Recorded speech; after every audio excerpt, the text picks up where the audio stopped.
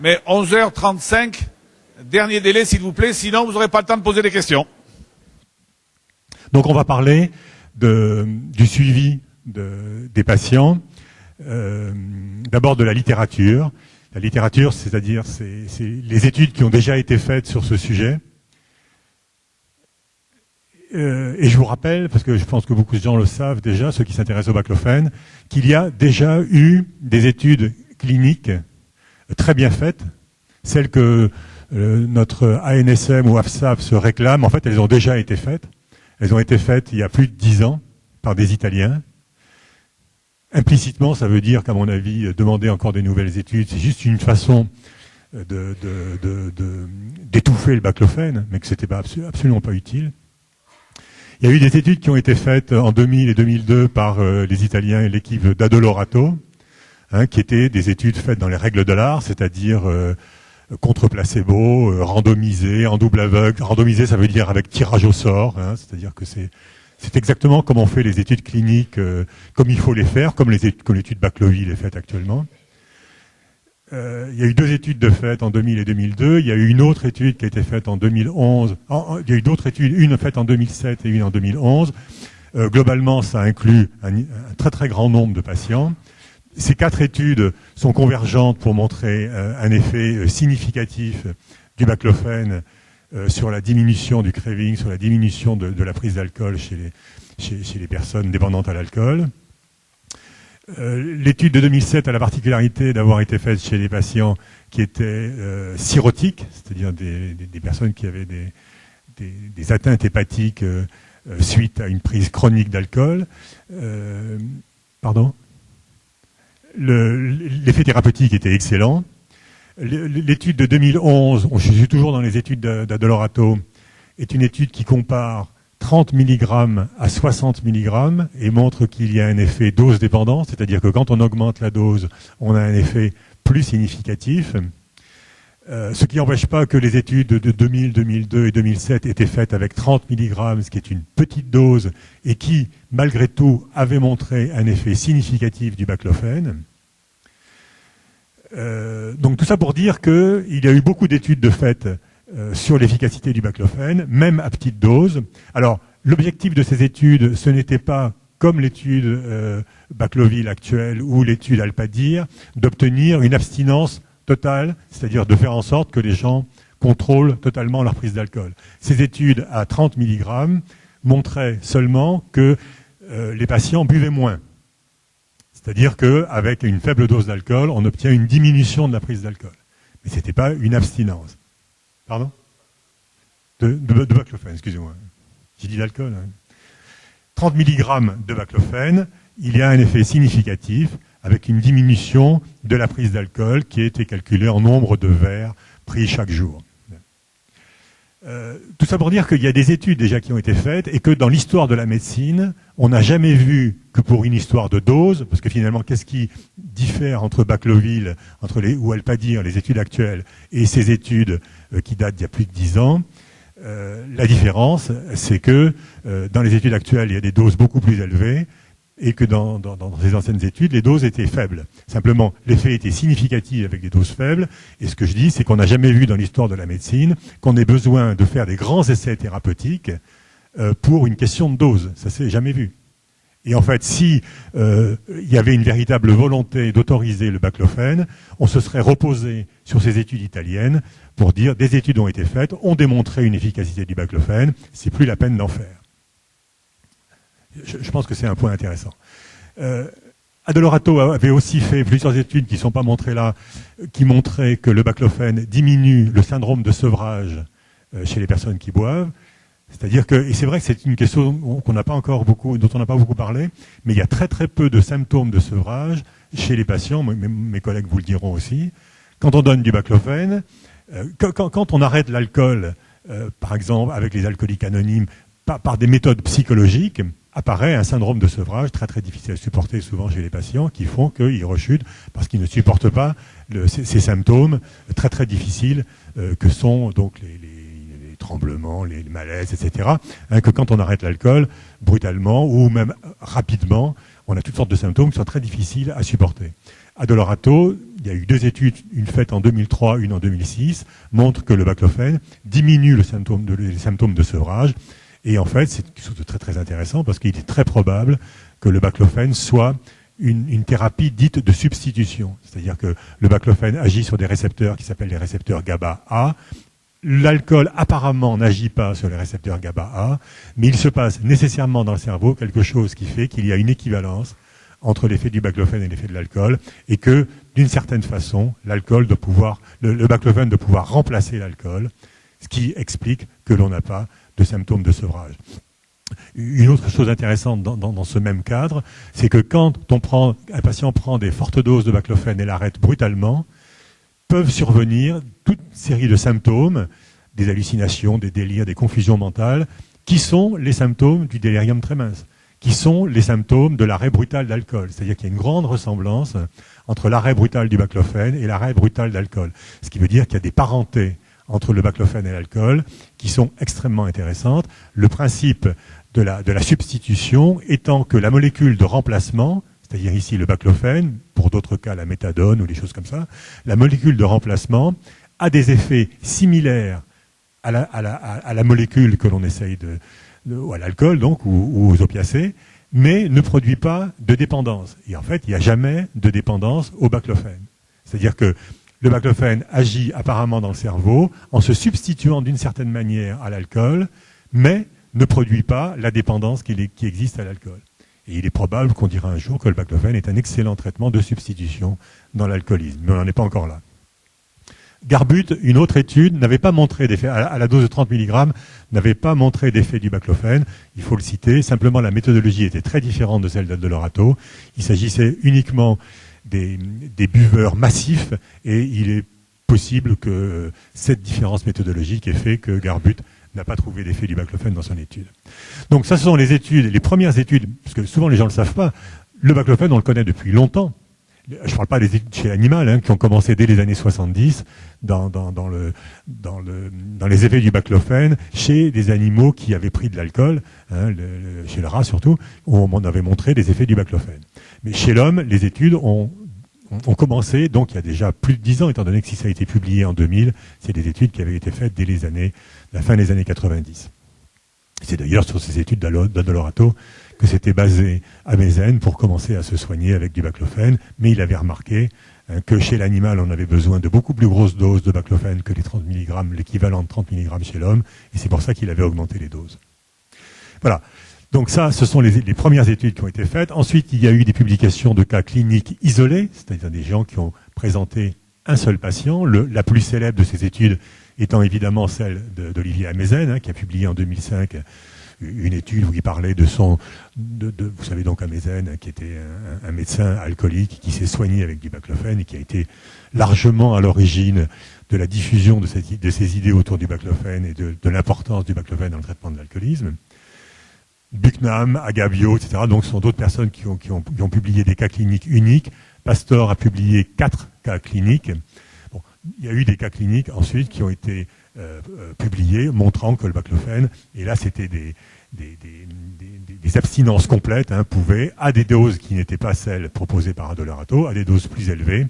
Bucknam, je crois que c'était 140 mg, donc Amezen est monté jusqu'à 270 mg.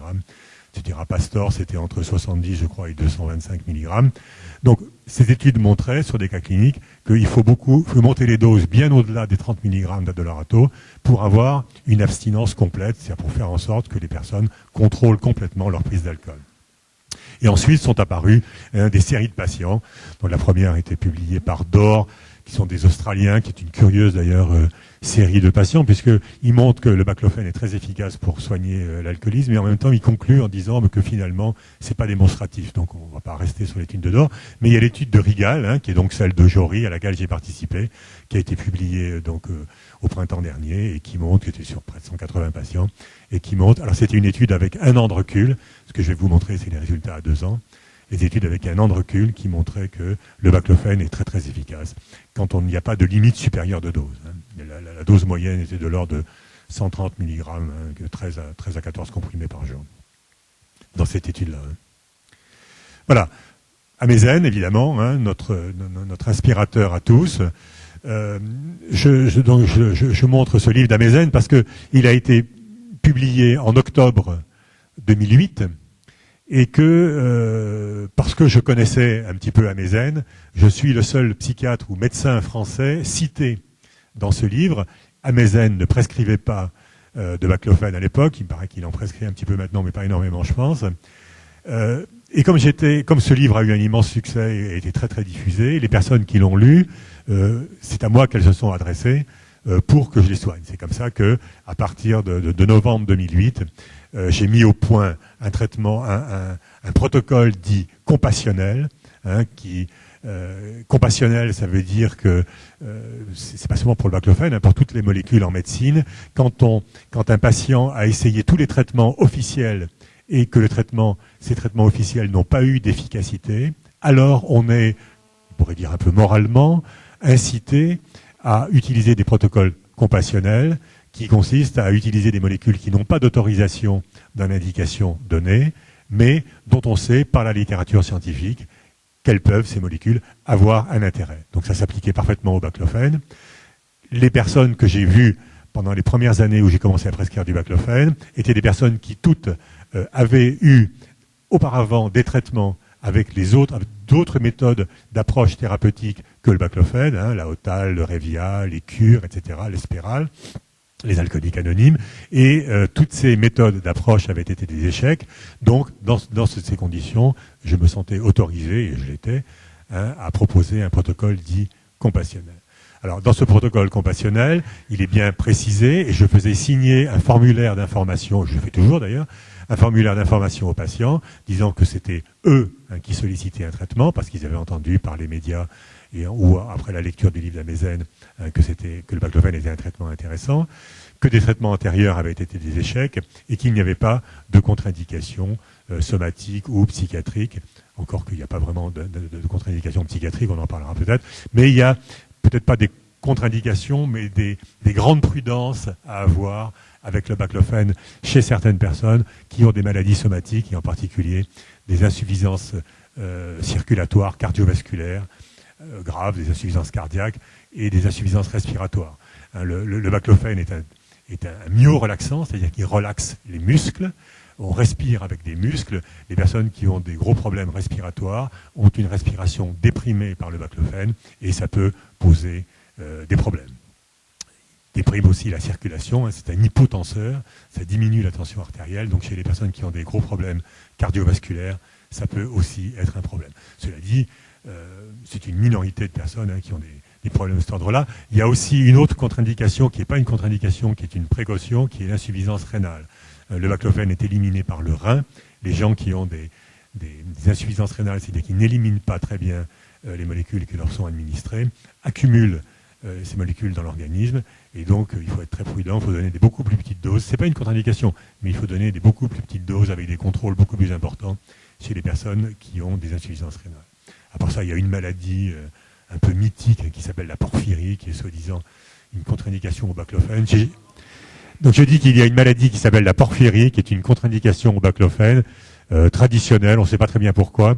C'est une maladie rarissime. J'ai jamais vu quelqu'un qui avait une porphyrie. Je ne sais pas si mes collègues en ont vu. C'est une maladie du sang, c'est une maladie de la structure du sang, qu'on découvre dans l'enfance. Donc si quelqu'un vous dit qu'il n'a pas une porphyrie, qu'il ne sait pas ce que c'est qu'il n'a pas de porphyrie. Voilà. Donc c'était quelques précautions. Donc tout ça, je l'ai mis par écrit sur un formulaire et les patients signent le formulaire.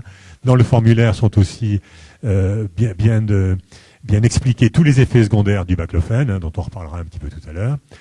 La posologie consiste à augmenter progressivement les doses de 30 mg par semaine. Alors, c'est la posologie que j'ai utilisée. Anirap utilise une posologie un petit peu différente, Amezen aussi. Il y a toutes sortes de façons de prescrire du baclofène. Je vous montrerai tout à l'heure exactement comment je le prescris. Bon, donc les patients signaient ce formulaire d'information, je leur donnais rendez-vous 3 semaines plus tard, et ensuite 1 mois plus tard, etc., en faisant des bilans des effets du traitement et des effets indésirables. Puis à partir de 150 mg, pour les gens qui allaient au-delà de 150 mg, c'est beaucoup, comme l'a dit Anirap tout à l'heure, c'est beaucoup une alliance thérapeutique, le traitement avec le baclofène. C'est-à-dire que au début du traitement, c'est le médecin qui gère le traitement, mais au bout assez rapidement, de quelques semaines ou d'un mois, c'est vraiment une collaboration entre le médecin et le patient. Et dans la mesure du possible, on demande de plus en plus au patient de gérer son traitement en fonction des effets secondaires, en fonction de ce qu'il ressent, en fonction de ce qu'il souhaite, etc. Enfin, c'est vraiment quelque chose où l'alliance thérapeutique a une importance majeure. Donc, je vais vous présenter les 100 premiers patients que j'ai vus. Pour analyser les résultats, parce que donc je vais vous montrer quelques chiffres d'analyse. Pour analyser les résultats, j'ai séparé les patients en 3 groupes. J'ai repris comme critères d'évaluation les critères de l'OMS, de l'Organisation mondiale de la santé, qui catégorise l'alcoolisme, les patients alcooliques en 3 catégories. Ceux qui sont en faible risque, autrement dit, pour être une personne qui n'a pas de problème avec l'alcool, pour un homme, c'est boire jusqu'à 40 grammes d'alcool par jour, 40 grammes d'alcool pur, donc dilué évidemment dans différentes présentations. 40 grammes pour l'homme, c'est 4 verres de vin en fait, et 20 grammes pour la femme. Je suis désolé pour ce sexisme, mais c'est comme ça que l'OMS présente les choses.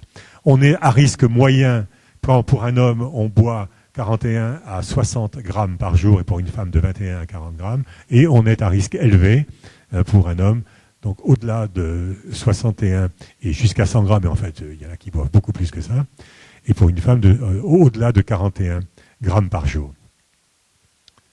Juste pour les équivalents, donc un verre de vin c'est 10 grammes, et vous voyez le 25 centilitres de bière, etc., des apéritifs, le whisky, vous avez, je vous donnerai ce truc si ça vous intéresse. C'est pour faire des équivalences. Pour évaluer une consommation d'alcool, on parle en grammes d'alcool par jour consommé. C'est-à-dire qu'on a donc le droit de boire pour un homme 4 verres de vin, pour une femme 2 verres de vin. Et voilà les équivalents. Alors, donc ça, c'est les résultats. Alors, la première chose, donc vous voyez ce nombre de lignes et de colonnes. Les lignes, la ligne du haut, donc c'est les évaluations qui ont été faites à 3 mois, 6 mois, 1 an et 2 ans. La ligne d'en dessous, c'est le nombre de patients. Vous voyez que progressivement, je perds des patients. Je vais vous expliquer les 132 tout à l'heure. L'observance du traitement, c'est-à-dire que je demande aux patients s'ils continuent leur traitement, et il y a ceux qui arrêtent et ceux qui continuent. Et puis, aux différentes étapes, 3 mois, 6 mois, 1 an, 2 ans, il y a les patients qui se retrouvent à faible risque, à moyen risque et à risque élevé.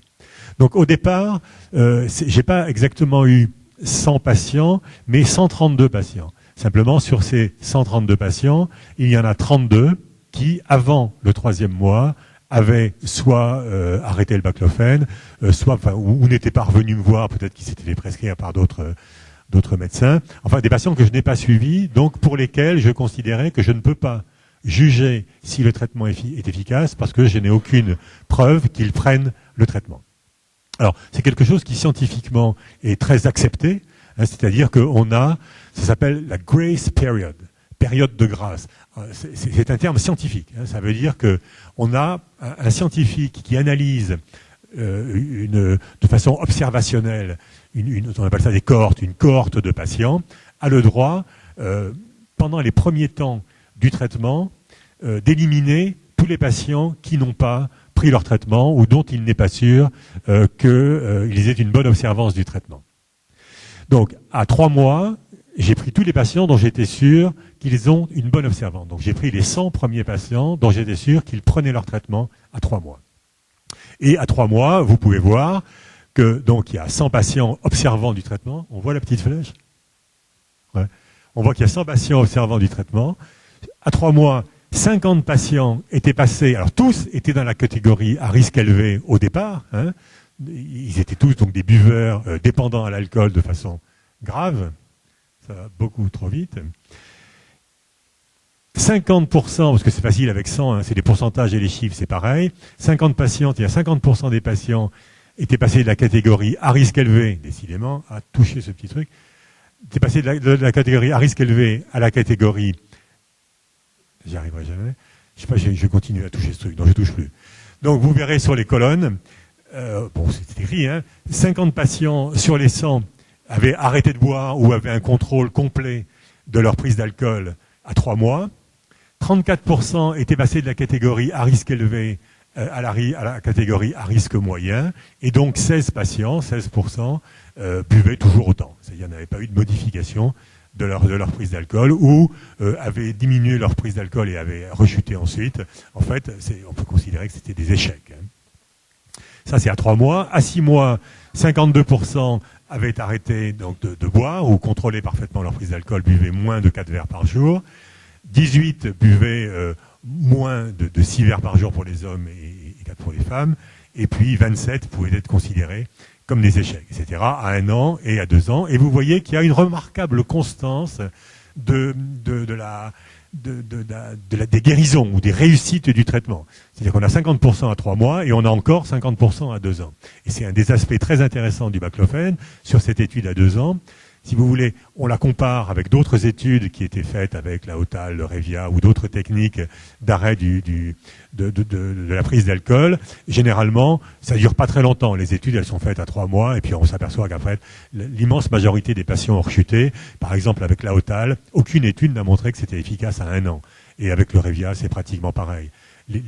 Ces médicaments traditionnels ont parfois une efficacité en début de traitement, mais statistiquement, n'ont jamais d'efficacité au-delà d'1 an ou à 1 an.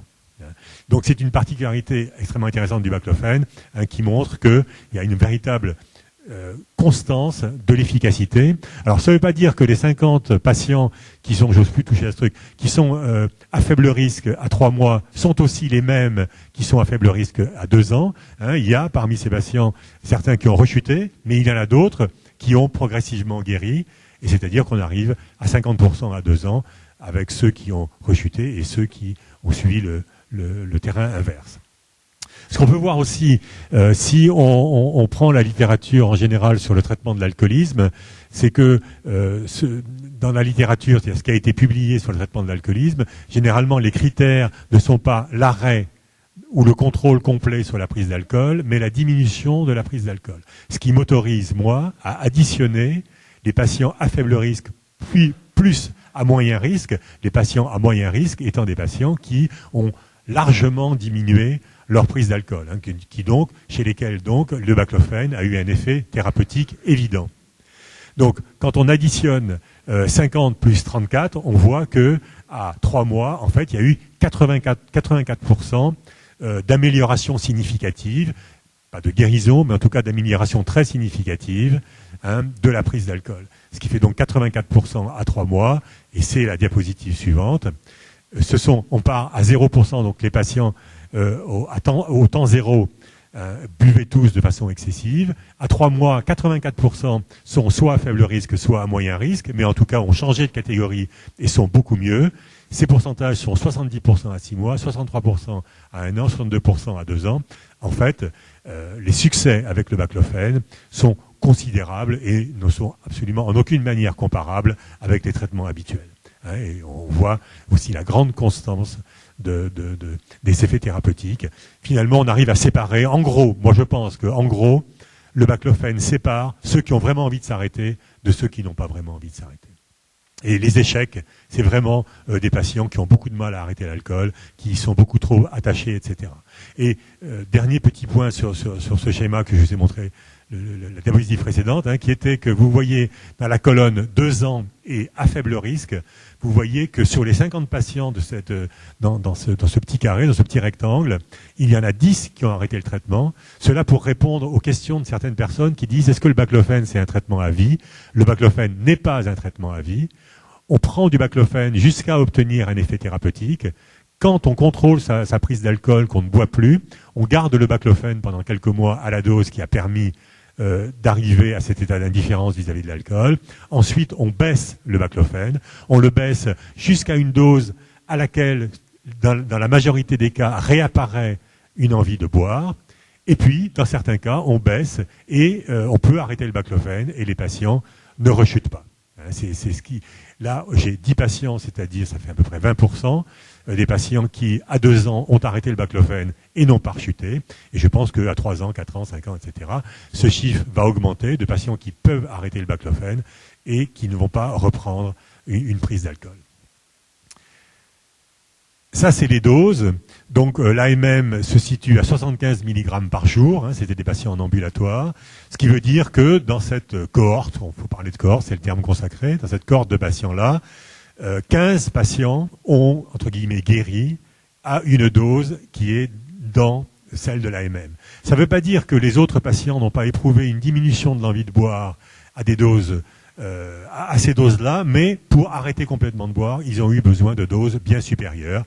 Et vous voyez que ces doses s'échelonnent de 20 à 330 mg. Actuellement, j'ai des patients qui en prennent beaucoup plus. J'ai un de mes collègues qui s'appelle Jean-Pierre Doloed, qui est médecin à Biarritz, addictologue, et qui, je crois, détient le record de France pour la prescription de baclofène.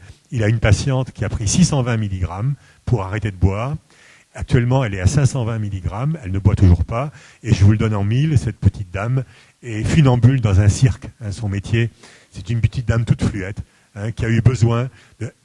Alors, il y a peut-être eu des personnes qui en ont pris encore plus que ça. Ce que je veux dire, c'est que tant que le baclofène est toléré, il n'y a pas de limite supérieure au baclofène. On peut en donner autant qu'on veut, tant que les patients tolèrent le baclofène. Voilà. Et pour revenir à l'AMM, donc je suis dans l'illégalité, comme dit notre ami Reynaud, Michel Reynaud, puisque nous, les prescripteurs de baclofène qui en donnons au-delà de 75 mg, nous sommes dans l'illégalité. Je suis donc dans l'illégalité pour 85% des patients à qui j'ai prescrit du baclofène, et j'ai toujours à peu près les mêmes chiffres. La moyenne, c'est 147 mg. C'est pas très différent de ce qu'a dit Anira. Je crois que c'est un petit peu moins pour toi, enfin, c'est de cet endroit-là. Alors, bon, on va revenir sur les effets indésirables. Beaucoup d'effets indésirables. Actuellement, j'ai appris quand même à gérer mieux les effets indésirables que je savais le faire au cours du traitement de ces 100 premiers patients. C'est une question largement de protocole. Comment on prescrit le baclofène? C'est très très important. Je vais vous montrer comment je le prescris maintenant. Cela dit, il y a beaucoup de fatigue, ça surprend personne. Dans le petit formulaire d'information que je fais signer aux patients, il est toujours dit qu'il est interdit de conduire ou d'utiliser des outils dangereux, comme des scies électriques ou des trucs comme ça, d'utiliser, d'avoir, de travailler avec des outils potentiellement dangereux pendant les premières semaines de traitement, donc ne pas conduire, parce qu'il y a un risque de somnolence, d'endormissement. Les attaques de sommeil font partie des effets indésirables précoces du baclofène. Les attaques de sommeil, c'est-à-dire que vous êtes vigilant et qu'en 3 secondes, vous piquez du nez et vous vous endormez. Ça dure quelques secondes, vous vous réveillez ensuite, ça n'a aucune gravité. Il faut bien dire que tous ces effets indésirables du baclofène sont totalement bénins sur le plan de la gravité médicale. C'est désagréable, l'insomnie, la fatigue, les vertiges, les vomissements, les nausées, c'est très désagréable. Il se passe des choses très très bizarres avec le baclofène. Il y a des gens qui ont des sensations de courant électrique qui leur traversent la tête, des gens qui ont des sensations de compression du corps. Le baclofène agit sur les fibres sensorielles, c'est-à-dire tout ce qui est de l'ordre de la sensorialité, les sens, vous connaissez, l'ouïe, l'odorat, le tact, la vue, tout ça est modifié par le baclofène. Ça n'a aucune gravité, il y a des récepteurs GABA-B sur les fibres sensorielles. Quand vous donnez du baclofène, vous modifiez les messages sensoriels. Des fois, ça prend des dimensions dramatiques, des fois, ça ne fait rien. Dramatique, je veux dire que ce sont des ressentis dramatiques par les patients, qui ont des sensations de courant électrique, des sensations de compression, des sensations... Des douleurs, il y a beaucoup de céphalées, de douleurs dorsales, de douleurs articulaires, qui parfois sont très très désagréables. Ça n'a aucune gravité. C'est gênant, c'est embêtant, c'est douloureux, c'est pénible. Ce n'est jamais grave. Et les ennemis du baclofène, les adversaires du baclofène, font mousser les effets secondaires, les amplifient en disant, vous voyez, ça donne des choses épouvantables. Ils déclarent ça comme événement indésirable. Comme événement indésirable grave à la FSAPS, qui s'empare de ça, trop heureuse d'avoir des événements indésirables graves, ce n'est pas grave. Ce sont des événements bénins, désagréables, mais totalement bénins. Bernard Granger vous a dit tout à l'heure qu'il y avait des personnes qui avaient essayé de se suicider au baclofène. Si vous voulez mourir, c'est pas avec le baclofène. Personne n'est jamais mort avec le baclofène. Ça ne tue pas. C'est un médicament qui est totalement dépourvu de toxicité. Mais par contre, qui est très très désagréable. Sauf si vous êtes un grand insuffisant respiratoire. Vous arrêterez peut-être de respirer avec le baclofène. Mais à part ça, non. Voilà, donc beaucoup d'effets secondaires, souvent désagréables. Ne me dites pas qu'il reste que 5 minutes parce que j'ai encore besoin d'une demi-heure. Bon, très rapidement, alors je vais aller assez vite. Très rapidement, beaucoup de pathologies dans ma cohorte de patients, donc beaucoup de pathologies mentales associées, et en particulier des troubles bipolaires, mais aussi toutes sortes d'autres choses. Bon, on en parlera après si vous voulez, hein, c'est pas vraiment le sujet. Beaucoup de psychotropes associés, ça va avec les maladies. Hein, je n'ai jamais touché à un traitement, hein, comme Anira vous a dit tout à l'heure. Quand je vois un patient, je lui dis « Je suis un prescripteur de baclofène, vous avez un autre médecin qui vous soigne, qui vous donne des médicaments, je ne toucherai jamais aux médicaments de votre collègue, de mon collègue, du médecin traitant. Hein. » Même si des fois, je me demande pourquoi on donne tous ces médicaments. Mais ça ne fait rien. Je téléphone toujours au médecin traitant hein, pour avoir son avis, etc. Et ça se passe toujours très bien. Juste pour vous dire que, alors je crois que quelqu'un avait posé la question tout à l'heure, il y a une relation statistiquement significative entre l'existence d'une maladie mentale et des échecs au baclofène, mais à 3 mois, 6 mois et pas à 2 ans. C'est-à-dire qu'en fait, ce qu'il faut retenir, c'est que quand des patients présentent des pathologies mentales, il n'y a aucune contre-indication au baclofène. Généralement, il y a des problèmes avec le baclofène sur le plan de l'observance, sur le plan de la tolérance des effets indésirables. Les gens qui ont des problèmes mentaux ont plus de mal à tolérer les effets indésirables. Ils ont moins de courage pour poursuivre le traitement, ils observent moins bien le traitement. Mais à 2 ans, il y a autant de patients qui présentent des maladies mentales que de patients qui ne présentent pas de maladies mentales dans ma cohorte. C'est-à-dire qu'il faut habituer progressivement les patients qui ont les troubles mentaux à cette prise de médicaments, à faire en sorte qu'ils prennent régulièrement leurs médicaments, à les responsabiliser dans la prise de médicaments, ce qui est souvent un problème chez les malades mentaux, mais avec le temps et la patience, on y arrive. Les traitements psychotropes, ça va avec les maladies mentales. L'évolution en fonction du sexe, hommes et femmes, pareil. Hein, même, ils répondent exactement de la même façon. Une chose qui est intéressante, c'est que je trouve, statistiquement, ça a été un peu une surprise d'ailleurs, parce que j'avais eu l'impression, quand j'avais donné le truc, que plus les patients sont des gros buveurs avant le début du traitement, plus il y a d'échecs. Alors, et la relation, elle est très très significative. Alors, pour les statisticiens, P égale 0,005, ça veut dire très très significatif. Ça veut dire hein, que plus les patients en grammes d'alcool avaient des grammes élevés avant de commencer le traitement, plus il y a eu d'échecs. Je pense que ça ne remet pas en cause le baclofène. Je pense que les patients qui boivent énormément sont des personnes qui ont beaucoup besoin d'alcool. Et qu'en fait, la principale cause d'échec du baclofène, c'est les personnes qui n'ont pas envie d'arrêter, en fait, qui boivent massivement pour des raisons psychologiques qui leur sont propres, peut-être pour obtenir un effet antidépresseur, peut-être pour ne pas penser, peut-être pour éviter d'être en relation avec le monde sans une aide d'une molécule. Donc je pense que la relation entre la quantité d'alcool bu avant traitement et les échecs peut s'expliquer par peut-être une moindre motivation pour arrêter de boire chez les alcooliques massifs. C'est une hypothèse. Selon le sexe, il y a une petite différence, mais les femmes buvaient moins que les hommes. C'est ça qui explique la différence selon le sexe. L'efficacité est en fait la même. IMC, c'est l'indice de masse corporelle. Si vous voulez, quand on voit un patient pour la première fois, on ne peut pas savoir quelle sera la dose efficace. Donc une idée, c'était que ce pouvait être un problème de pharmacodynamique, c'est-à-dire que les grands, gros, gras et forts auraient besoin de plus de baclofène parce que la répartition du baclofène dans le corps se fait différemment d'un point de vue pharmacocinétique. Ce que ça montre là, c'est que c'est pas vrai. C'est pas une question de corpulence, c'est pas plus vous êtes gros, plus vous avez besoin de baclofène. Les gros et les maigres ont besoin de la même façon de baclofène, il n'y a pas de différence. Pour vous dire, ça c'est que je suis très heureux parce que tout ce que je viens de vous dire, enfin, mes 100 patients, ça va être publié dans un journal qui s'appelle Frontiers in Addictive Disorder. Le papier est accepté. Il va paraître le mois prochain. Donc, il y aura un support de publication sur cette étude. J'ai eu beaucoup de mal à la publier. Je pourrais en parler pendant 1 heure, donc j'en parlerai pas. Mais j'ai eu beaucoup de mal à la publier, pas parce que l'étude est mauvaise. J'ai eu beaucoup de mal à la publier parce que les éditeurs ont peur de publier sur le baclofène. Et je suis tombé sur les plus grands journaux internationaux d'alcoolisme où les lecteurs de l'article que je proposais étaient tous favorables à la publication, mais c'est l'éditeur qui disait, écoutez, moi je prends trop de risques en publiant ça, je ne veux pas le publier. Et ils ont été courageux là, et je les connais, en fait, peut-être parce que je les connais d'ailleurs. Ça, si je peux montrer encore une diapositive, c'est celle qui me semble la plus importante. Parce que je trouve que mes succès dans le traitement par le baclofène ont été considérablement plus importants depuis que je donne cette feuille aux patients. Cette feuille, c'est comment conduire le traitement. Je donne un comprimé de plus tous les 3 jours. Les jours 1, 2 et 3, un comprimé le matin. À 4, 5, 6, un comprimé matin, midi. 7, 8, 9, etc. Un comprimé de plus tous les 3 jours. Et ça, c'est la théorie. J'ai toujours fait comme ça. Simplement, il faut donner ce papier au patient. Il faut lui dire d'écrire ici le jour. On est le 17 novembre. Je vous fais une ordonnance de baclofène. Vous allez le chercher cet après-midi.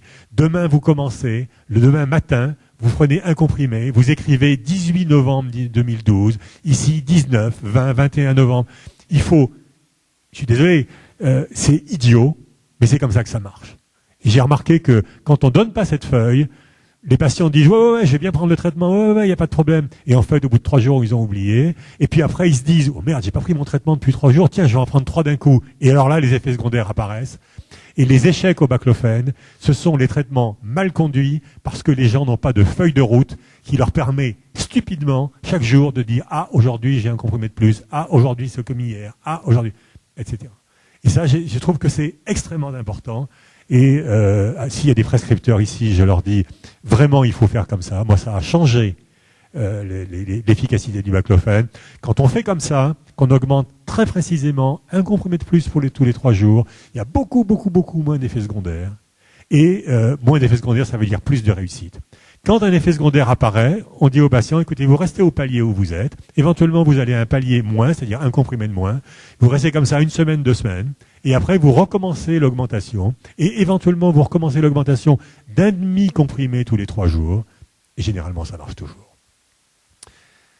Voilà, le reste, conclusion, donc baclofène à 2 ans, réduction, disparaît. Alors, donc il y avait aussi donc 2 analyses, je ne vais pas montrer l'autre analyse, il y a une analyse, c'est la réduction du craving. C'est chaque fois que je voyais un patient, je lui demandais s'il avait moins envie d'alcool que à la consultation précédente. Et quand on parle en termes de craving, le baclofène a une efficacité de 92%. C'est-à-dire que sur mes 100 patients, il n'y en a que 8 qui m'ont dit qu'ils avaient vraiment rien ressenti.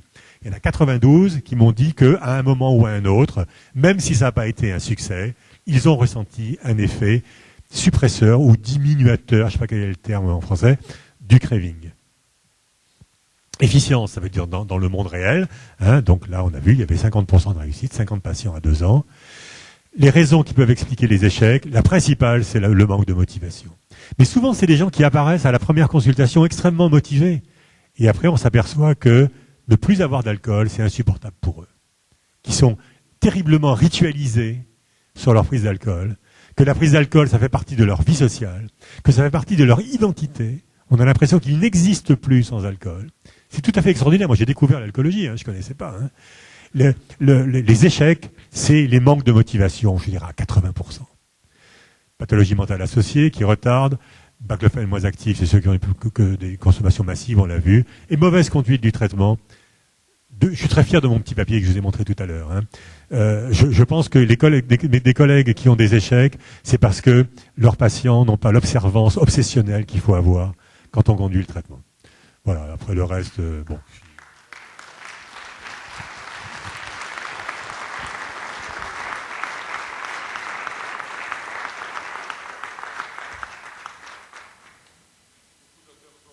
Il nous reste peu de temps, je propose qu'on donne la priorité à ceux qui viennent des pays étrangers. Alors la dame qui vient de Marrakech a déjà parlé. Est-ce que parmi les citoyens belges ou suisses qui sont venus, est-ce qu'il y en a qui ont des questions à poser avant cet après-midi? Parce que cet après-midi, en principe, Yves, on devrait être un peu moins stressé, je devrais être un peu moins casse-pied cet après-midi. Mais s'il y en a qui ne sont pas là cet après-midi et qui viennent de l'étranger, ils ont la priorité. Sinon, on peut prendre peut-être 1 ou 2 questions. Allez, bretonne, à la rigueur, à la rigueur. Le syndrome de sevrage qui est absent, est-ce que vous pouvez m'expliquer les tremblements qui sont importants à certains moments de la journée? Alors, typiquement, il y a typiquement et moins typiquement. Mais typiquement, le syndrome de sevrage, peut-être mon camarade Carvalho voudra en parler, Ah non, si tu veux pas parler de ça. D'accord. Le syndrome de sevrage, c'est les personnes chez lesquelles l'arrêt de la prise d'alcool a des effets somatiques. Quand on parle de syndrome de sevrage, c'est beaucoup plus les effets physiques. Alors les effets physiques, c'est effectivement des fois le tremblement le matin au réveil. C'est-à-dire que tant qu'on n'a pas bu un verre d'alcool, on tremble, malaise, se sentir pas bien. Bon, c'est les principaux symptômes. Alors maintenant, quand les symptômes de sevrage sont graves, c'est des confusions mentales. Ça peut être des crises d'épilepsie, c'est assez fréquent les crises d'épilepsie, hein, chez les personnes qui arrêtent brutalement l'alcool, tout comme les personnes d'ailleurs qui arrêtent brutalement le baclofène, tout comme les personnes qui arrêtent brutalement les benzodiazépines. Ce sont des symptômes assez fréquents. Et puis le délirium tremens avec des délires, des hallucinations, les classiques éléphants roses, hein, c'est des classiques symptômes de sevrage. C'est décrit dans Zola, hein, lisez l'Assommoir, vous aurez une des meilleures descriptions de syndrome de sevrage qui existe dans la littérature. Hein.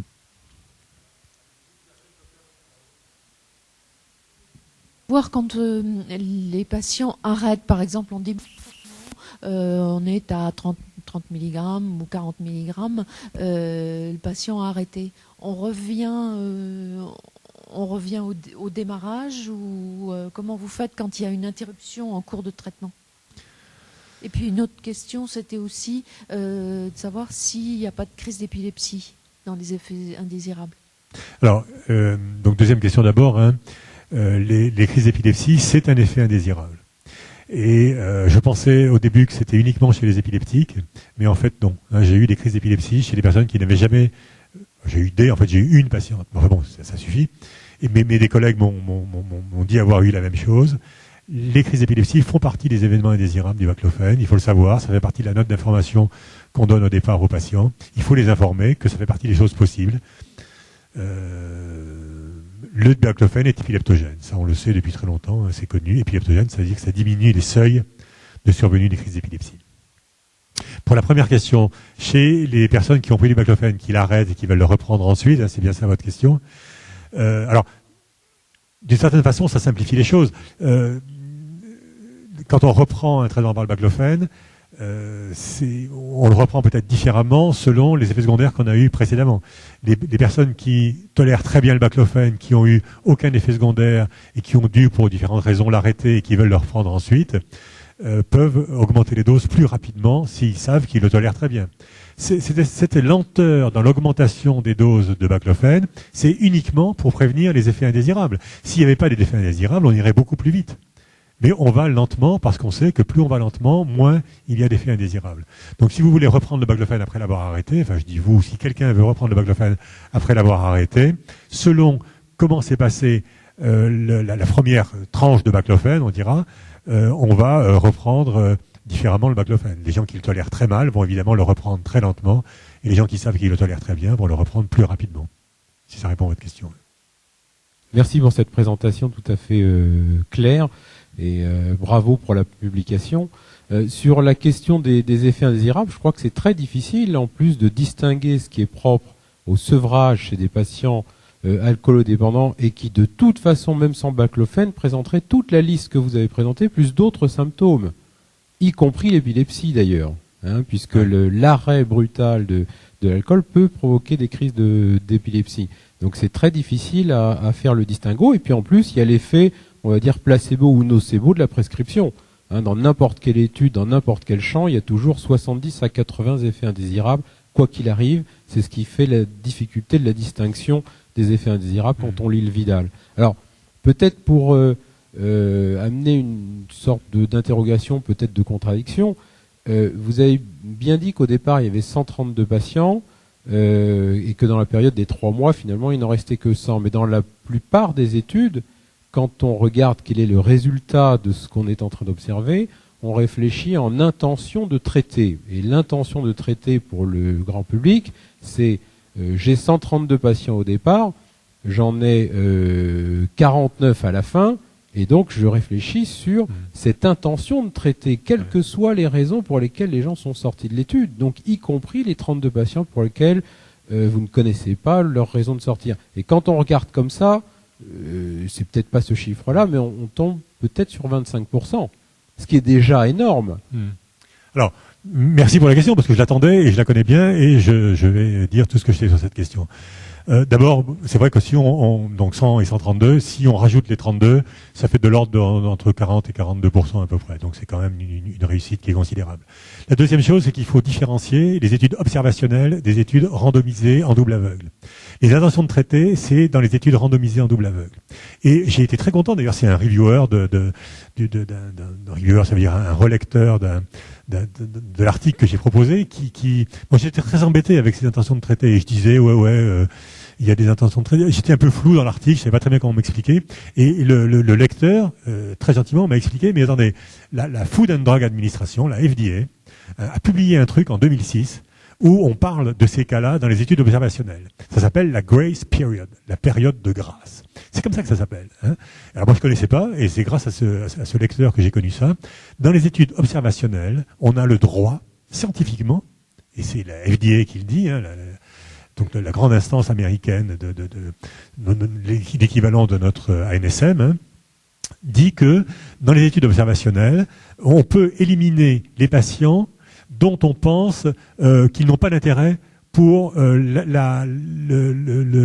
l'évaluation de l'efficacité du traitement. C'est-à-dire que tous les patients qui sont sortis en début d'études parce qu'ils prenaient pas le traitement ou parce qu'ils ont été voir ailleurs, etc., pour différentes raisons, on peut ne pas les inclure, et c'est plus du tout une intention ou non de traiter. On ne les inclut pas dans les analyses parce que ces patients ne sont pas utiles pour évaluer l'efficacité du traitement. Ce qu'on veut, c'est évaluer l'efficacité du traitement, et on ne peut évidemment pas évaluer l'efficacité d'un traitement d'une molécule si le patient ne prend pas la molécule. Donc cette grace period a été pour moi une chose très très intéressante à apprendre, et je suis content qu'il y ait des scientifiques ici qui s'intéressent au sujet. Existe, on a le droit d'éliminer les patients dont on pense qu'ils ne seront pas utiles pour évaluer l'efficacité d'une molécule. Et c'est différent dans les études randomisées en double aveugle, où là, qui sont des études en intention de traiter, et où là, on est obligé d'inclure les patients qui sont sortis précocement de l'étude. Oui. Je voudrais seulement savoir, est-ce judicieux de prescrire du baclofène à quelqu'un qui fait déjà des crises d'épilepsie?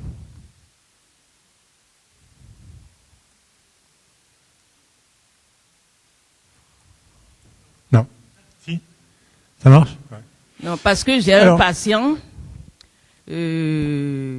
alcoolique qui, lors d'une de ses crises d'éthylisme aigu, a eu un trauma crânien, resté dans le coma, et après son réveil, à chaque fois qu'il fait un éthylisme aigu, il fait des crises d'épilepsie.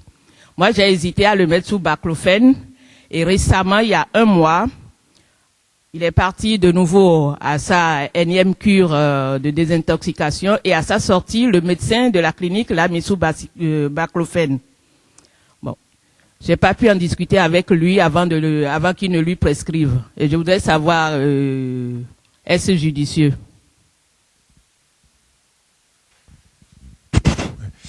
Donc, alors judicieux, non, c'est pas très très judicieux. Cela dit, c'est pas une contre-indication. C'est pas une contre-indication. C'est pas une contre-indication. Simplement, il faut être. Alors, c'est un terme qui est un peu fourre-tout, mais il faut être prudent. Alors, prudent chez les patients épileptiques, ça veut dire du baclofène, quoi. D'accord. C'est ce que je ferais. Ok. Merci.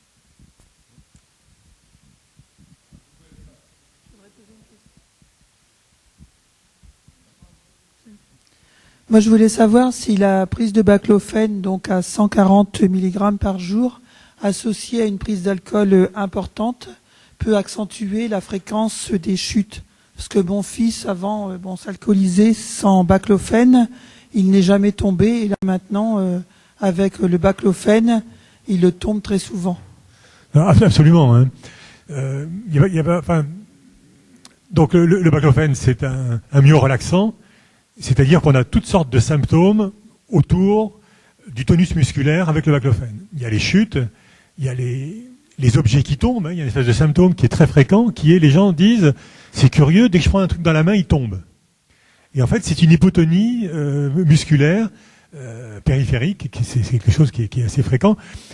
Il y a beaucoup de symptômes moteurs de cet ordre-là. Donc il faut être prudent. Et il est certain que les effets du baclofène, alors je ne sais pas si c'est les effets du baclofène, mais en tout cas, les effets de chute, chez les personnes qui prennent du baclofène, en fait, il y a 3 raisons qui s'accumulent généralement, enfin, à moins qu'ils aient complètement arrêté de boire. Mais généralement, l'alcool fait tomber, et aussi les benzodiazépines que les médecins donnent très très souvent, comme le Valium, hein, le Serestat, etc. Ces molécules sont aussi des molécules qui donnent des troubles du tonus.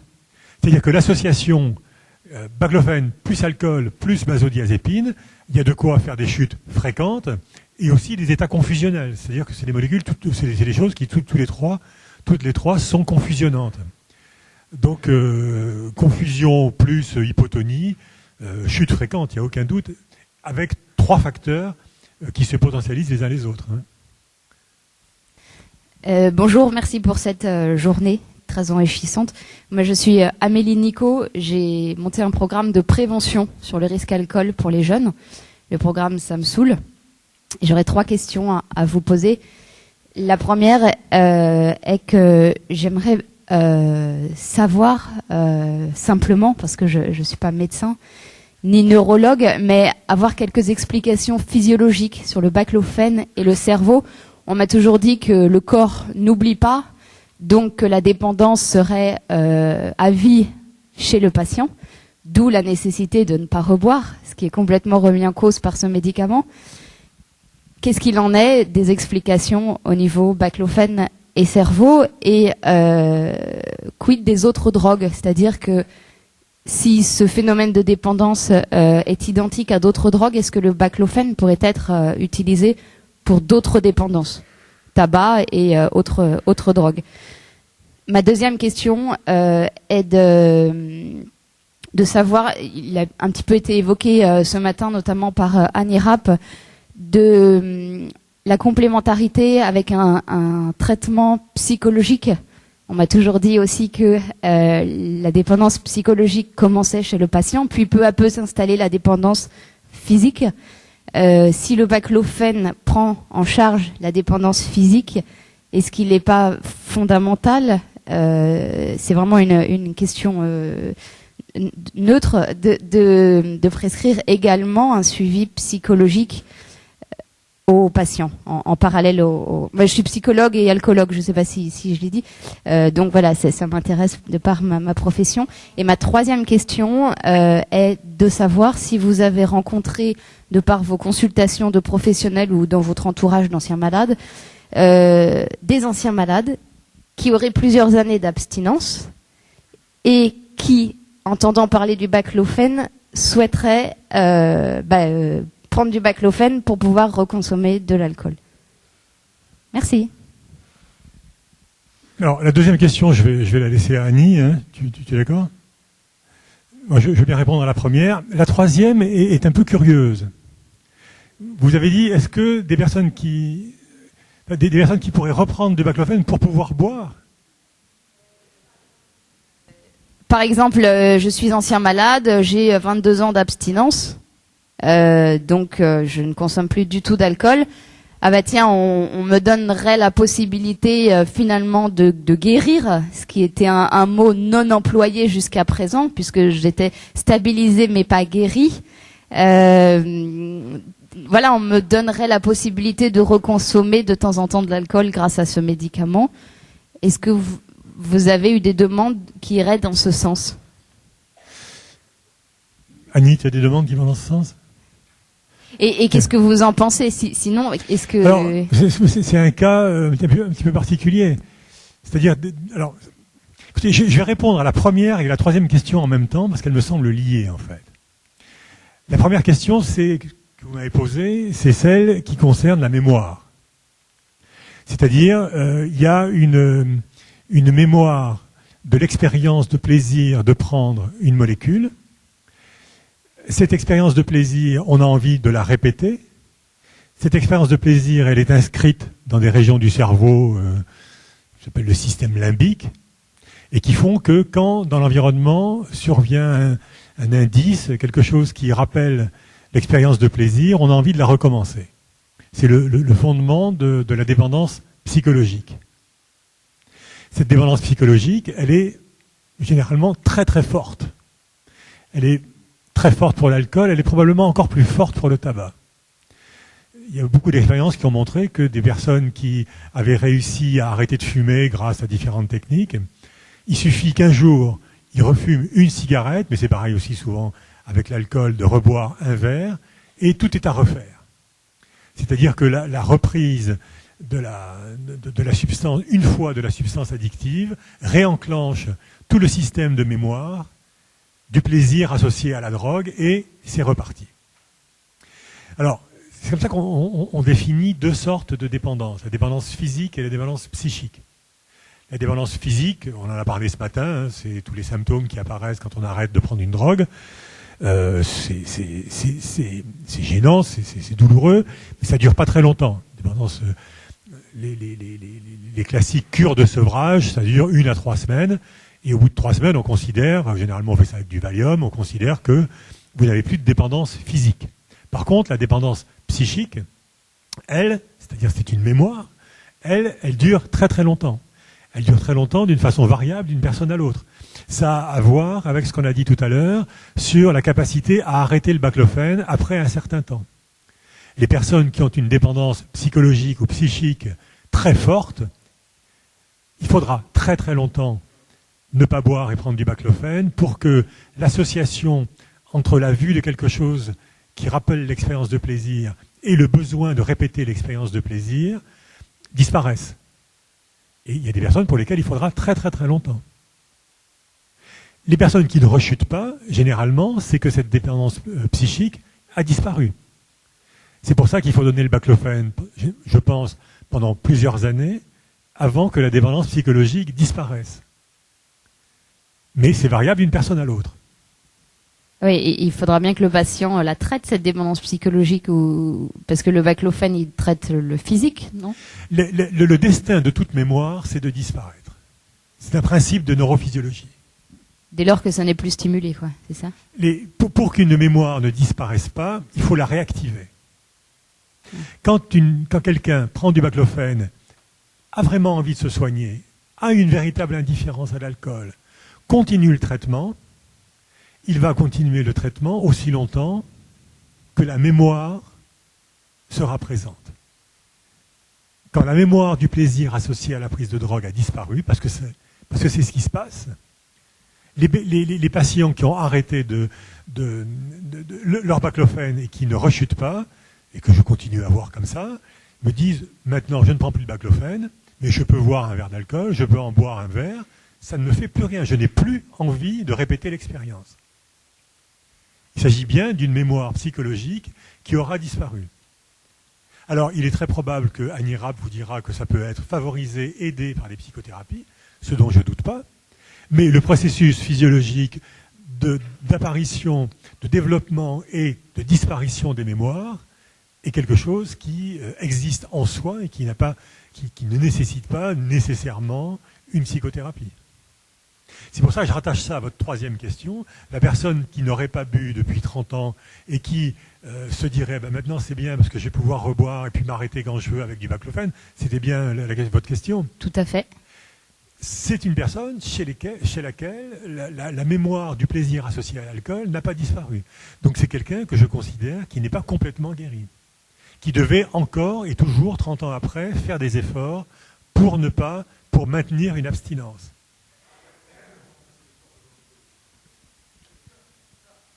Le baclofène peut, oui, alors bien sûr, le baclofène peut, à condition qu'il marche chez cette personne, remplacer, être le moyen d'acquérir, de court-circuiter la volonté, certainement.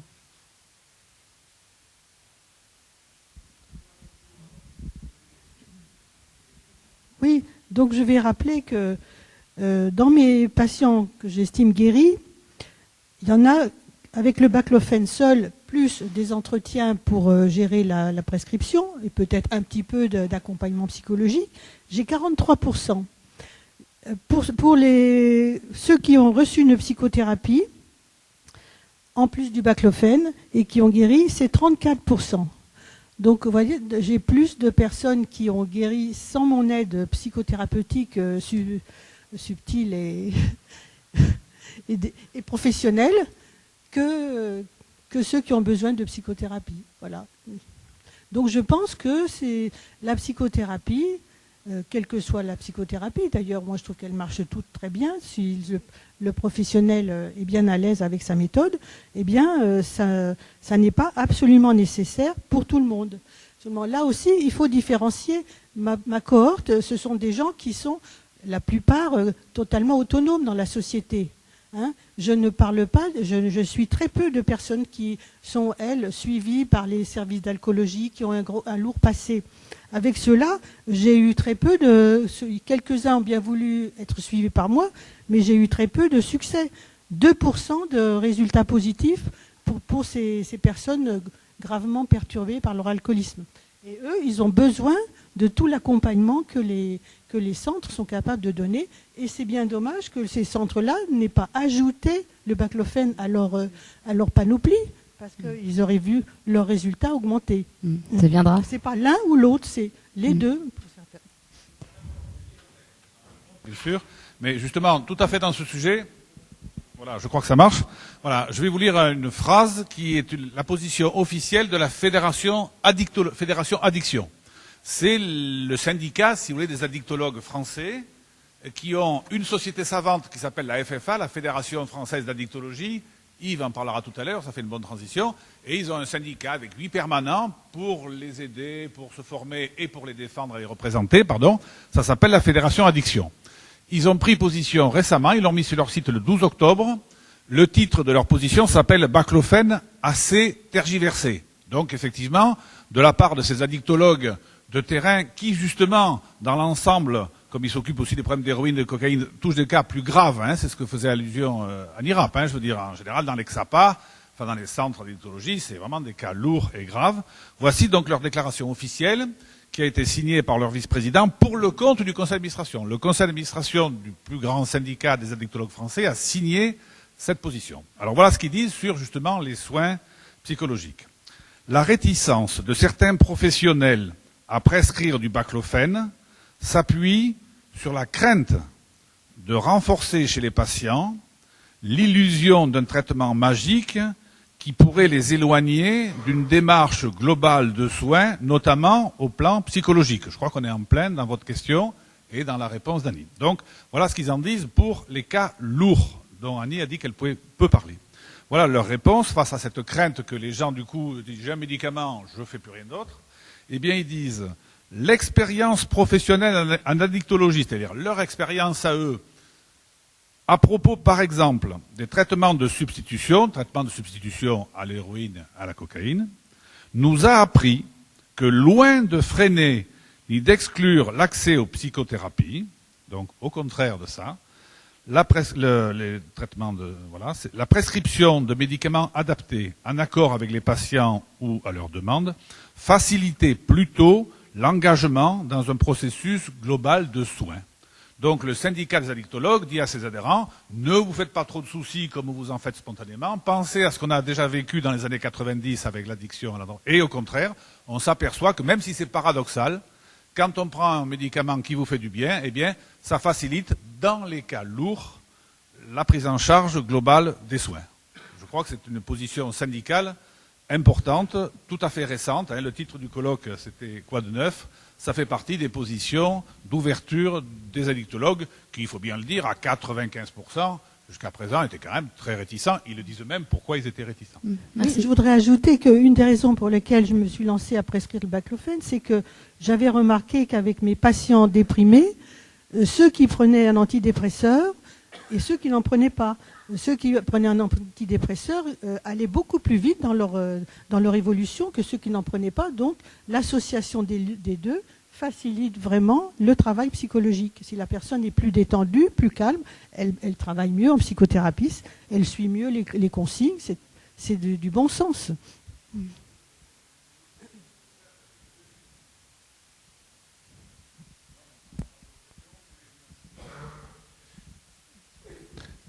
Donc, pour moi, il y a deux choses à nuancer. D'abord, il y a effectivement le truc des antidépresseurs.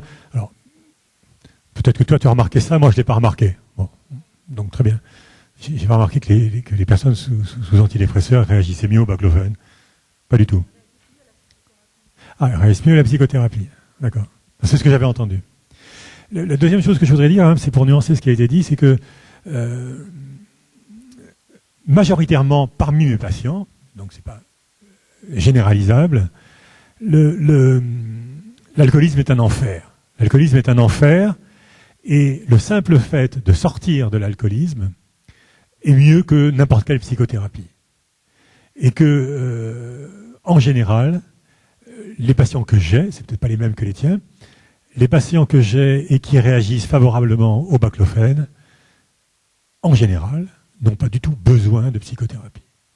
Qu'il arrive que certains aient besoin de psychothérapie, mais c'est surtout ceux qui ne réagissent pas très bien au baclofène, ceux dont on sent qu'il y a une véritable ambivalence vis-à-vis de l'idée de guérison, qui n'ont pas vraiment envie de guérir, qui sont très attachés à l'alcool, etc. Ceux-là, c'est des très bonnes indications de psychothérapie. Mais ceux qui, depuis 10, 15, 20 ans, vivent l'enfer de l'alcool en se disant tous les jours « il faut que j'arrête, je veux arrêter, je ne peux plus », et qui boivent quand même, ceux-là, le simple fait d'arriver à faire en sorte qu'ils s'arrêtent de boire, ça vaut toutes les psychothérapies du monde. Voilà.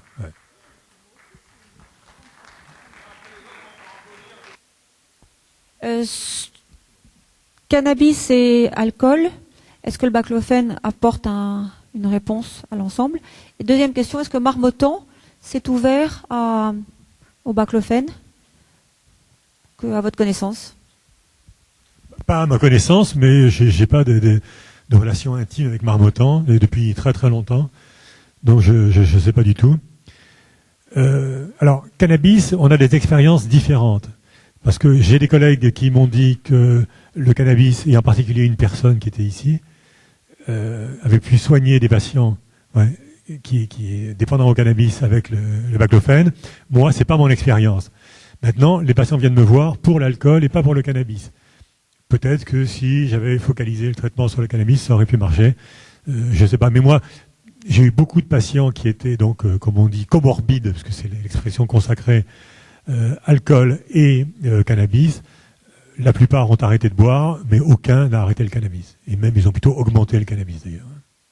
Mais tout le monde n'a pas la même expérience, apparemment. Toi, tu as eu des patients cannabis, non? Pas dans mon expérience. Et dans la série que j'ai montrée tout à l'heure, j'ai des résultats sur le tabac, puisqu'il y avait plus de 2/3 des patients qui fumaient. Et il y en a peut-être une quinzaine qui a fumé un peu moins, mais une trentaine qui a fumé 2 fois plus. Et aucun n'a arrêté. Donc, ils étaient venus pour l'alcool, ils n'étaient pas venus pour le tabac. Alors, j'ai des collègues qui me disent que il faut faire d'abord le baclofène alcool, et qu'ensuite, on essaye de soigner le tabac. Moi, je ne m'y suis jamais attaqué. Mais dans mon expérience, ça ne marche pas du tout pour le tabac.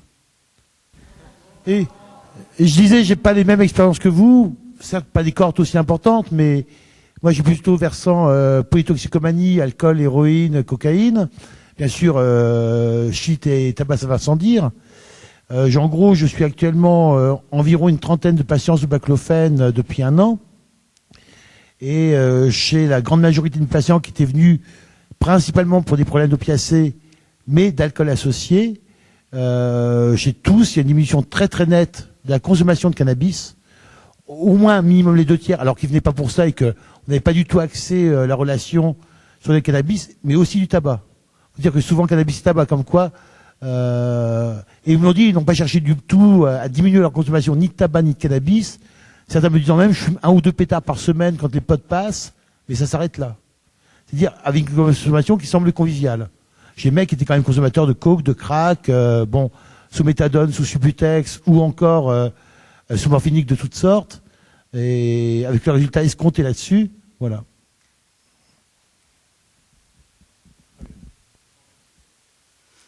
Je suis sous baclofène depuis 1 an et demi. Votre service ne prenait plus de nouveaux patients, donc j'ai choisi le docteur Tap sur la liste que m'avait indiqué votre secrétaire. Donc ça marche pour moi.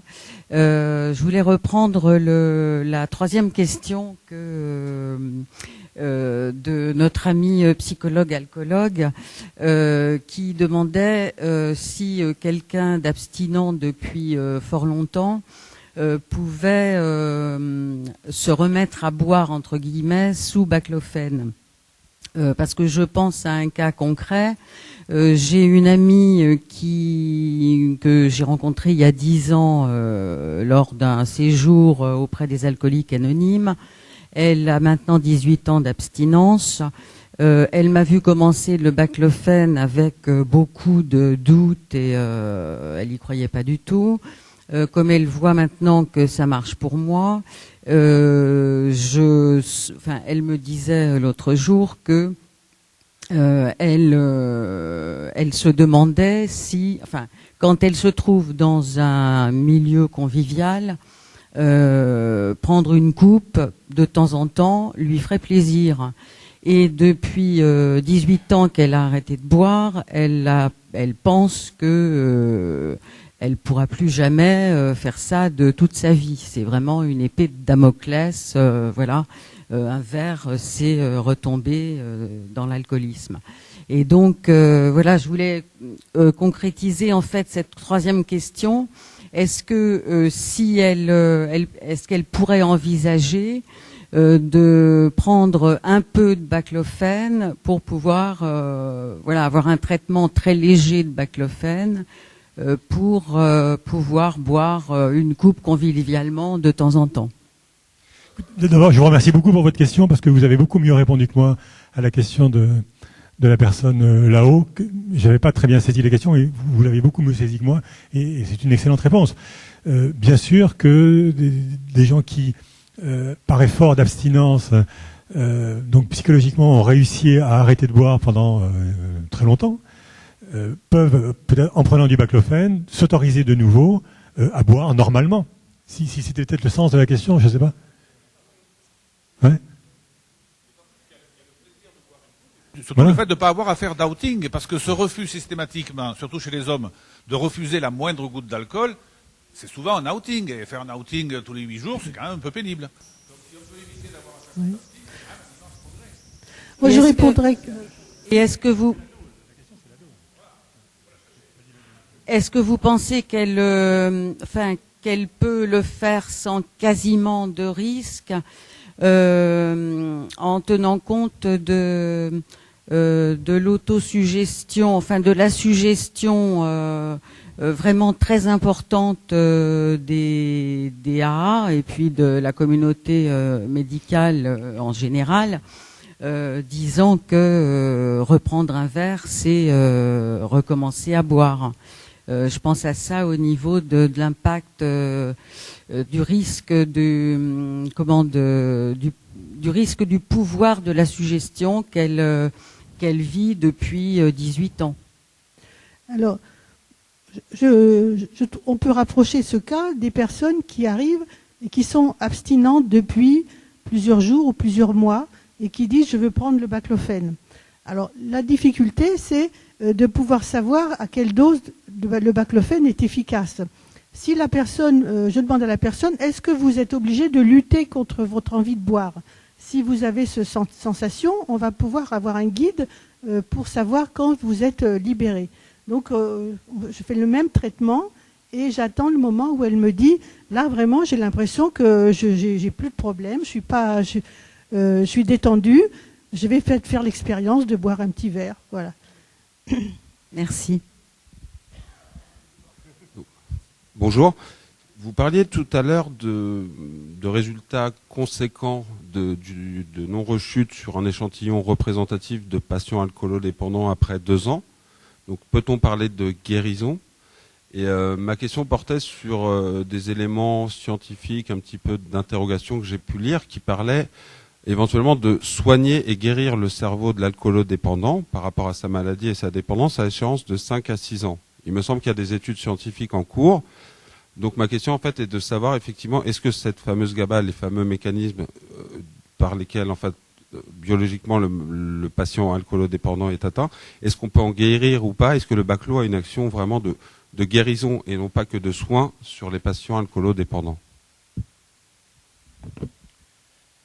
Alors, le mot guérison est employé effectivement d'une façon peut-être pas parfaitement adaptée. Quand quelqu'un boit et puis s'arrête de boire grâce au baclofène, est-ce qu'on peut parler de guérison? Non. Et puis oui. Donc s'il ne boit plus, il est guéri d'une certaine façon. Maintenant, il a toujours besoin du baclofène. Un diabétique n'est pas guéri par l'insuline. L'insuline lui permet de ne plus avoir de symptômes du diabète, mais le diabète est toujours là. Alors, dans les chiffres que je vous ai montrés tout à l'heure, finalement, pour moi, il y avait 10 patients guéris. Je ne sais pas si vous vous souvenez des chiffres. Sur la colonne de droite, il y avait 50 patients qui ne buvaient plus, ou qui étaient dans les normes de l'OMS. Et sur ces 50 patients, il y en avait 10 qui avaient arrêté le baclofène. Donc ces 10-là, personnellement, je les considère comme guéris. C'est-à-dire qu'ils ne boivent plus et ils n'ont plus besoin de baclofène. Maintenant, est-ce que c'est une guérison à vie? J'en sais rien. Ils pourraient peut-être rechuter dans des circonstances ou d'autres. Mais je crois qu'on peut considérer ça comme une guérison. Et on peut penser qu'avec le temps, c'est ce que j'avais dit tout à l'heure, avec le temps, de plus en plus de patients, si on se réfère à mon petit schéma, qui étaient abstinents ou qui ne buvaient plus toujours sous baclofène, de plus en plus de ces patients vont progressivement arrêter le baclofène et rester sobres sans baclofène. C'est-à-dire donc de plus en plus de patients, à mon avis, c'est une hypothèse, vont être guéris. Je pense que quand on a pris du baclofène pendant plusieurs années et que cette idée dont je parlais tout à l'heure, cette idée d'associer le plaisir de l'alcool à la vue d'une bouteille ou d'un verre, quand cette association a disparu, on peut considérer, et qu'on n'a plus besoin de baclofène, on peut considérer que c'est une guérison. Le deuxième aspect de votre question, c'est les mécanismes neurobiologiques. Et là, j'en sais rien. Il faut savoir que les récepteurs GABA-B, puisque le baclofène est un agoniste GABA-B sélectif, sélectif, ça veut dire qu'il n'agit pas sur d'autres récepteurs, comme par exemple le gamma-OH ou d'autres molécules qui ressemblent au baclofène, mais qui ont d'autres cibles que le GABA-B. Le GABA-B, c'est un récepteur très mystérieux. Il faut savoir que les récepteurs aux neurotransmetteurs, puisque le GABA est un neurotransmetteur, hein, il y a 5 neurotransmetteurs dans le cerveau, hein, la dopamine, sérotonine, noradrénaline, GABA et glutamate. Parmi tous ces neurotransmetteurs, pour tous ces neurotransmetteurs, on connaît très bien les récepteurs, sauf le GABA-B. Tous les récepteurs de ces neurotransmetteurs ont été, on appelle ça clonés, c'est-à-dire individualisés d'une façon formelle, dans les années 80 et au début des années 90. Et il y en avait un seul qui échappait, que personne n'arrivait à cloner, c'est le récepteur GABA-B. Et le récepteur GABA-B, un jour on est arrivé à l'individualiser, c'était à la fin des années 90, et il est apparu que c'était un récepteur extraordinairement complexe sur le plan de la structure. En fait, ce n'est pas un récepteur, c'est 2 récepteurs qui sont entremêlés l'un dans l'autre, et ce qui explique qu'on n'arrivait absolument pas à les cloner, c'est-à-dire à les individualiser. Quand on clone un récepteur, on étudie ses propriétés. C'est comme ça qu'a progressé la pharmacologie. C'est qu'on connaît les récepteurs, on les a bien individualisés, et on cherche les molécules qui agissent dessus et comment elles agissent. Quand on a beaucoup de mal à individualiser un récepteur comme le GABA-B, on a beaucoup de mal à l'étudier. Parce que ça veut dire qu'il a plein de sites de fixation, plein de fonctions, qu'il se passe énormément de choses avec ce récepteur qu'on ne sait pas étudier. Et donc, le baclofène, en fait, on sait qu'il agit sur le GABA-B, mais on ne sait pas plus loin. Et l'ambition des neurobiologistes, c'est de trouver ce qu'on appelle des ligands, c'est-à-dire des molécules qui se fixent de façon sélective sur des récepteurs, qui soient spécifiques de sous-unités du récepteur GABA-B, de façon à obtenir un effet anti-addictif, un effet qui bloque l'envie de prendre des drogues, sans avoir les effets indésirables. Parce qu'on pense qu'au niveau du GABA-B, il doit y avoir plusieurs sites, certains sites impliqués dans l'addiction et d'autres sites impliqués dans les effets indésirables. Mais c'est des hypothèses de travail, pour l'instant on ne sait pas. Non. Aucune idée. La science, il faut savoir que la science, ça procède par bond. Que des fois, une question reste non résolue pendant 30 ans, et puis que tout d'un coup, d'ailleurs, arrive la solution. Et que des gens qui travaillent depuis 30 ans sur la solution, qui n'ont rien trouvé sont effectivement très désappointés, que ce soit quelqu'un qui vient d'ailleurs, qui dit ben voilà, moi j'ai trouvé ça, ça s'applique à votre truc, et voilà comment on va trouver. Et quand on a une question à laquelle on ne sait pas répondre, ça peut prendre une semaine, ça peut prendre 50 ans. On ne sait pas.